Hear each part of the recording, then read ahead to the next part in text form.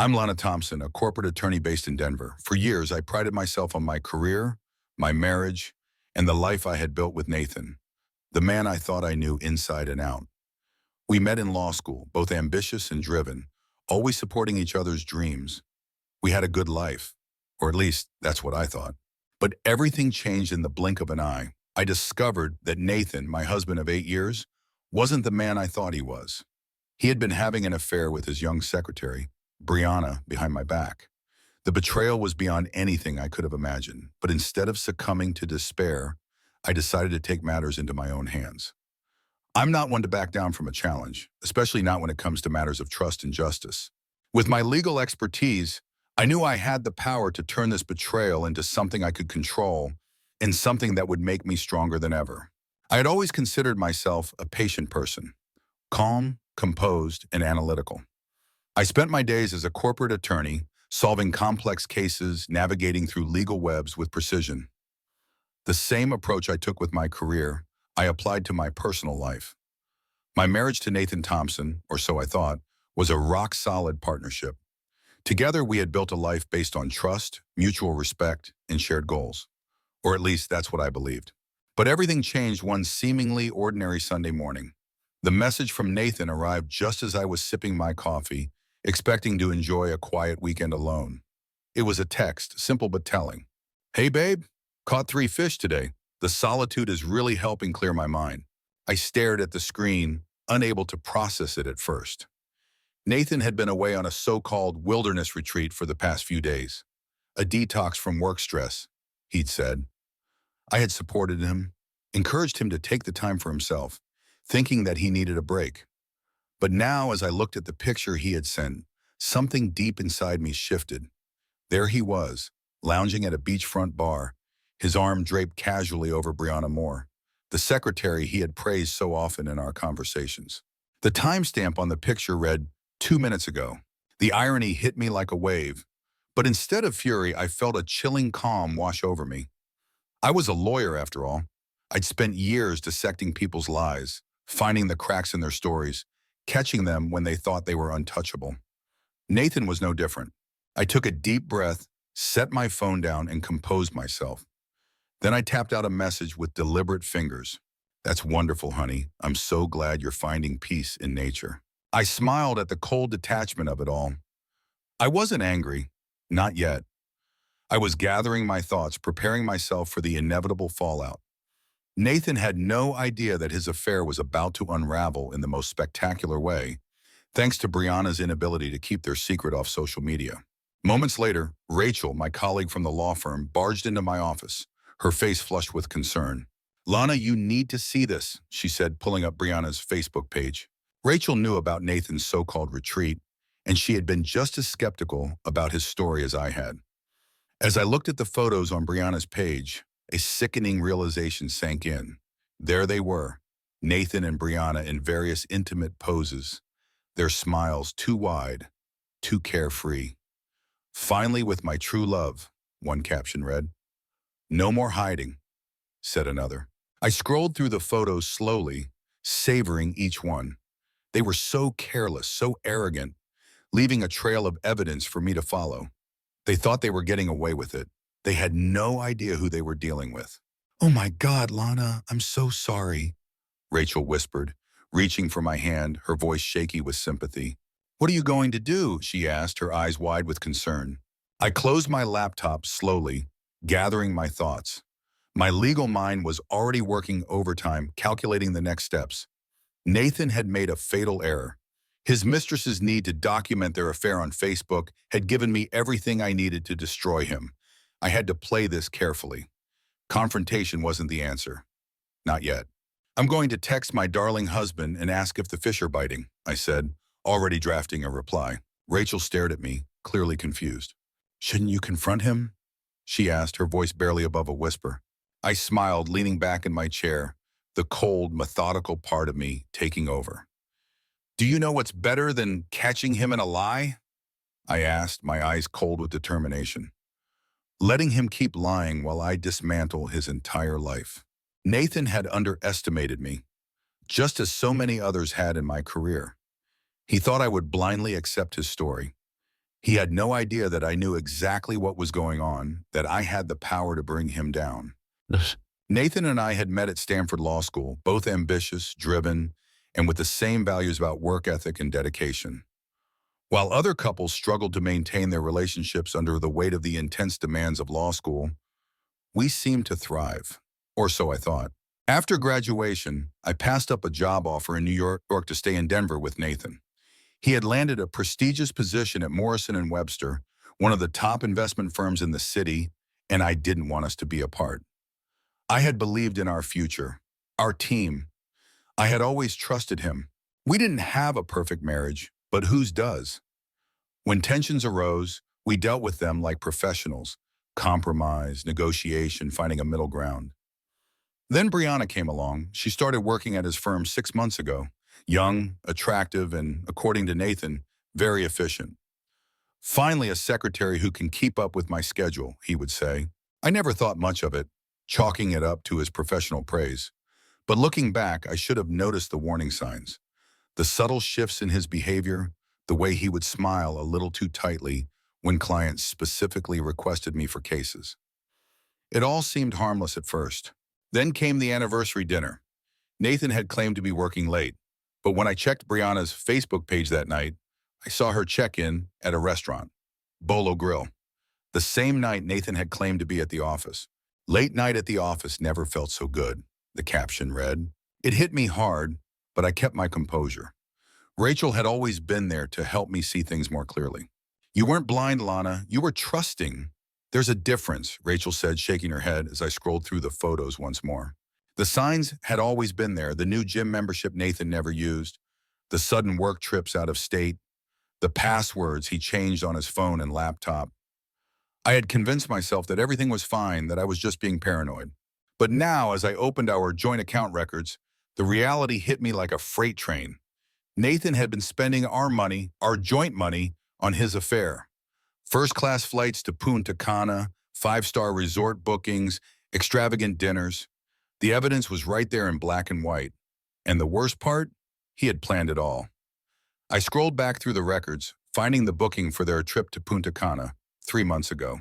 Why tell you he was going camping? Why not just say it was another business trip? Rachel asked, her voice low with disbelief. I didn't respond immediately. I was too busy digesting the magnitude of the situation. Nathan hadn't just cheated, he had been planning his escape, and I had been none the wiser. That night, I took action. The next morning, I visited the bank and froze our joint accounts. I transferred my personal assets to a secure account Nathan couldn't touch. By the time he tried to access the money for his romantic getaway, it would be gone. I felt a strange satisfaction at the thought. The next phase of my plan was even more methodical. I called Susan Mills, Nathan's HR director, and forwarded her Brianna's social media posts. It was time to expose the affair for what it was, a violation of company policy. As the days passed, I felt a strange calm wash over me. The chaos was only beginning for Nathan, and I was in control. By the time I had everything in place, I had packed Nathan's things, his designer suits, his expensive ties, into heavy-duty garbage bags. My 8 years of marriage reduced to black plastic sacks on the driveway. I checked my phone, another text from Nathan. Missing you, can't wait to tell you all about my adventures. I smiled, typing back. Miss you too. Hey, quick question. Did you remember to pay the credit card bill before you left? His response came quickly. Of course, honey. Don't worry about anything. Another lie. I had already seen the overdue notice sitting on my desk. Rachel called me later that day, excitement in her voice. Lana, you need to see this. Brianna just posted again. I opened Facebook again. There was Nathan raising a champagne glass on a sunset cruise. The caption read, Living my best life with my soulmate, no more hiding. I forwarded the post to Susan, smiling to myself. That night, I received a call from James Morrison, Nathan's boss. I assume you know why I'm calling, he said, his voice grim. We've been conducting an internal audit. Nathan's been embezzling client funds to finance this affair. It's bad, really bad. I closed my eyes, processing the magnitude of the betrayal. Nathan hadn't just cheated, he had embezzled funds from clients and blackmailed others. The next morning, everything came crashing down. The FBI had been alerted, and by the time I arrived at the meeting, Nathan and Brianna had been detained at the airport while trying to flee the country. Their scheme had been exposed. I had already won. Absolutely. Here's a more detailed and clear conclusion for the story, focusing on the final steps of Lana's plan and the resolution of Nathan's betrayal. The following days felt like a blur, the final phase of my plan falling into place with an efficiency I hadn't anticipated.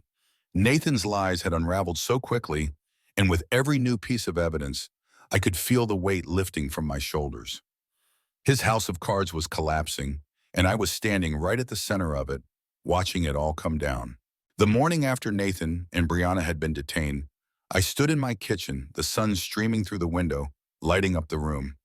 I took a deep breath, almost feeling the serenity that had eluded me for so long. The chaos was finally over.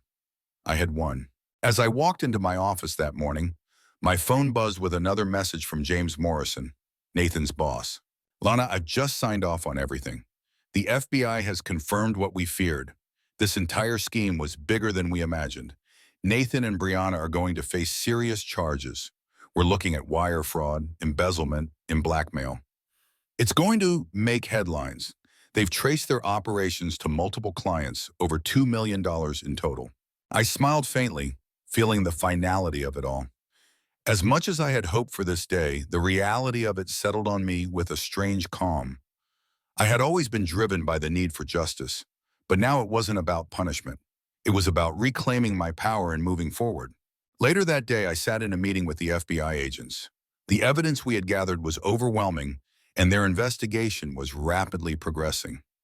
Agent Phillips, a sharp woman in her 40s, looked across the table at me, her expression serious. Mrs. Thompson, the evidence we have from your investigation has been crucial. We have financial records, client testimonies, and Brianna's social media posts. Nathan and Brianna have been involved in embezzling millions. You were right. This goes much deeper than we originally thought. They're both facing federal charges. But we need your help. I nodded, my focus sharp. I was ready for this final step, the part where everything would finally come full circle. I've already contacted the authorities, provided all the documentation, I replied, my voice steady. I've shared everything I know, but I'm also prepared to testify against them if needed. This isn't just about my marriage. It's about exposing the truth and ensuring no one else falls victim to their schemes. The meeting continued, and as I walked out of the office, I couldn't help but feel a deep sense of satisfaction. Nathan had thought he was smarter than me. He thought his affair would be his escape, but in the end, he had underestimated me, underestimated the lengths I would go to protect myself, my career, and my future. The trial was swift. Nathan and Brianna both pled guilty, their lawyers advising them to take plea deals before the evidence was even presented in full. Nathan was sentenced to 8 years in federal prison, Brianna to 5. I sat in the courtroom watching the judge hand down their sentences. Nathan's face, once so full of arrogance and confidence, was now a mask of disbelief and desperation. He had finally realized the truth, that his carefully constructed web of lies was no match for the legal prowess I had used to dismantle him. His eyes met mine for a moment, and I could see the panic beneath his facade. The judge, a no-nonsense woman with a calm demeanor, glanced at Nathan as she spoke, her voice steady. Mr. Thompson, your wife is not pressing charges, but the federal government is. You have been found guilty of wire fraud, blackmail, and embezzlement. The evidence against you is overwhelming. Nathan opened his mouth to say something, but the judge cut him off. There is nothing left to discuss. The sentence is final.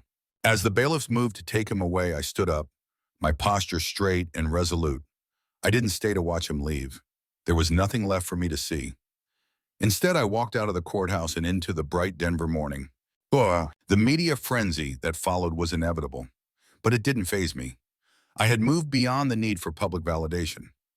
My marriage had been a lie, but I had learned so much from it. What mattered now was what came next. James Morrison, the CEO of Nathan's firm, called me later that day, his voice sincere. Lana, I wanted to personally thank you for your professionalism throughout this ordeal. Morrison and Webster would like to offer you the position of general counsel. We've seen the work you did, and it's clear we need someone with your expertise. I paused, thinking for a moment. The offer was tempting, but I had bigger plans. I appreciate the offer, James, but I think I need to explore my own path. As I left the courthouse and began this new chapter, my iPhone buzzed with another call from Rachel. She brought over dinner that evening, and we talked, catching up on everything. "Lana, I heard Nathan's trying to plea bargain," she said, her voice tinged with disbelief. "I don't need him to bargain. He's done. I'm moving on." But I couldn't help but reflect on everything I had done. It was no longer just about revenge. It was about reclaiming my life, my power. The trial had ended, Nathan was behind bars, and Brianna would spend the next 5 years paying for her role in everything that had happened. But I wasn't finished yet. The last letter I received from Nathan arrived a week later. I didn't need to read it. I dropped it straight into the shredder. Some chapters, I realize, don't need a final page. They just need to end. With Nathan's downfall, my career took an unexpected turn. The consulting firm I had started to help companies prevent fraud exploded in success. Clients sought me out for my expertise, and I soon found myself traveling across the country, advising companies on how to protect themselves from fraud. 6 months after Nathan's sentencing, I received a visit from Sarah, Brianna's former roommate. "I heard you help companies protect themselves against fraud," Sarah said hesitantly. "I'm starting a small business and thought you could help." I smiled, gesturing for her to sit across from me. "First consultation's free." It was the least I could do for someone who had played such a crucial role in bringing down Nathan's empire. Yeah. Later that day, as I sat in my corner office at Morrison and Webster, James Morrison stopped by. "Just signed another client," he said with a grin. "They specifically requested you. They heard about how you handled the Thompson scandal." I couldn't help but smile at the irony. Nathan had tried to destroy me, but in the end, his betrayal had become my biggest asset. James added with a chuckle, "You know, Nathan tried to write to me from prison. He wanted me to convince you to answer his letters. I didn't look up from my computer, keeping my composure. I'm too busy running 2 successful businesses to read prison mail." As I reflected on my journey, I realized just how far I'd come. The woman staring back at me from the office window was no longer the victim or the betrayed wife. She was a survivor, a woman who had turned betrayal into triumph. Nathan had tried to break me, but instead, he had made me stronger. And now, nothing would stand in my way. With my new consulting firm thriving, my life moving forward in ways I never imagined, I knew that the future was mine to shape. And no one, not even Nathan, could take that away from me. If you've enjoyed Lana's journey of resilience, justice, and triumph, we'd love to hear your thoughts. Have you ever experienced betrayal that turned out to be your turning point? How would you have handled the situation if you were in Lana's shoes? Share your story or thoughts in the comments below, and don't forget to like and subscribe for more powerful stories of strength, survival, and redemption. Your voice matters, and together we can continue to inspire each other. Let's start the conversation.